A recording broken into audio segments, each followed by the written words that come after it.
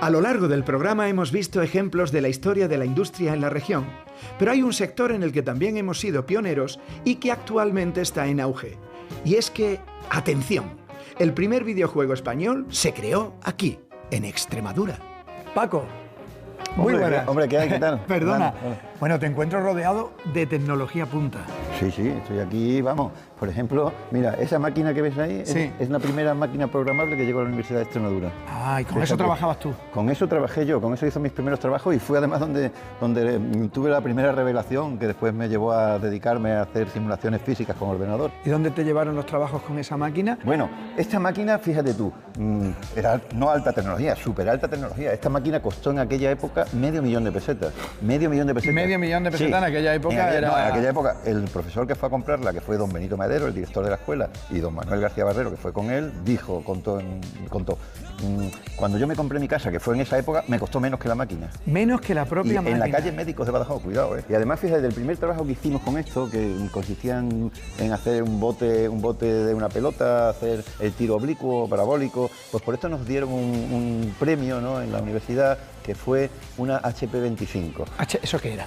La HP 25 es la primera máquina calculadora programable, hermana pequeña de la primera máquina que existió, que eran la que llevaban los astronautas del Apolo Soyuz en aquel momento. O sea, que eso sí que era alta tecnología. Y yo tenía una de esas en el año 76. Tú deberías alucinar con ese aparato en tus demasiado. manos. Yo trabajaba con reglas de cálculo, de pasar de eso a tener una máquina que se podía programar, pues estuve programando toda la carrera.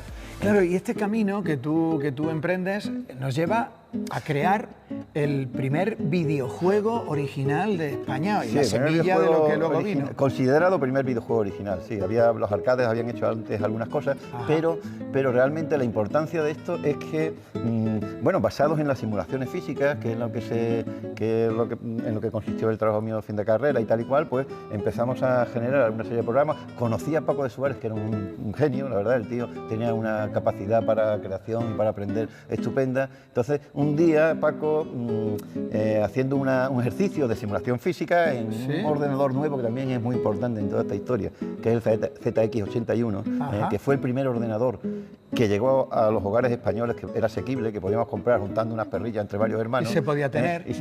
Fue el primero. Sí. Porque ten en cuenta que cuando esto existía había en España 5.000 ordenadores y los tenían los bancos, ni las universidades. Ya te digo, este fue el primero que llegó a la Universidad de Extremadura. En sitios muy concretos, claro. En sitios muy concretos. Y con ese pudimos empezar a trabajar. ¿Qué es lo que os lleva a ese videojuego concretamente? Bueno, pues mira, Paco un día enlazando con las simulaciones físicas, haciendo una simulación física del tiro oblicuo, del tiro parabólico, del movimiento parabólico, en su casa, con un asterisco, lo ve moverse por la pantalla y dice: coño, qué chulo es esto, le llama la atención. Y entonces lo vemos aquello y dice: coño, parece una pulga.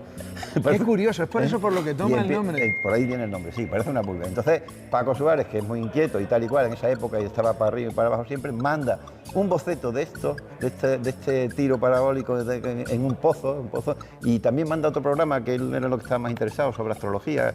Lo manda a una empresa de Madrid, que se llama Indescom.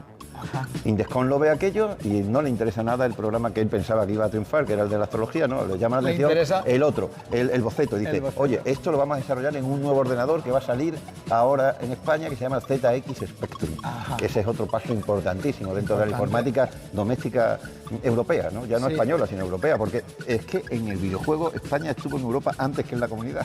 Nos consideraban la segunda potencia, aunque yo eso había que verlo un poco más, la segunda potencia después de Inglaterra, en desarrollo y fabricación de videojuegos. Y buena parte de la culpa la tiene vuestro videojuego. Sí, porque es el primero que, digamos, triunfa a nivel internacional, el primero que está considerado el primer videojuego que se hace original, el que tiene una serie de avances que no se habían visto en el mundo de los videojuegos, no aquí en España, que no había ninguno, sino en el mundo, ¿no? O sea, por ejemplo, el interfaz de usuario no se había visto nunca. Por ejemplo, es uno de los primeros que tiene lo que se llama cinemática. Eso no se había visto tampoco. Es uno de los primeros también que mide el tiempo. O sea, aportó tantas cosas que llegó a Inglaterra y se puso número uno. O sea, se triunfó. Vamos. Número uno en Inglaterra, sí, algo que revistas. Parte desde aquí, desde Extremadura, Desde de la mano de Paco parte Suárez y de la tuya propia. Sí. Paco and Paco nos llamamos. Sí, Paco and Paco. Paco and Paco, sí. Paco and Paco. Entonces, pues, se pone número 1 en Inglaterra en el año 83, finales del 83, y está durante un par de años, pues bueno, pues considerado como uno de los juegos más interesantes y que, bueno, que aporta más al desarrollo del videojuego que está empezando en ese momento. Con algo tan pequeño como una pulga, sí, se hizo tan grande y tan enorme que fuimos pioneros en esto. Hemos sido también pioneros. Paco, un enorme placer conocerte, de verdad, saludarte y saber de ti de primera mano la historia tan interesante de la pulga. Muchas gracias. Muchísimas gracias, Paco. Hasta luego. Hasta luego.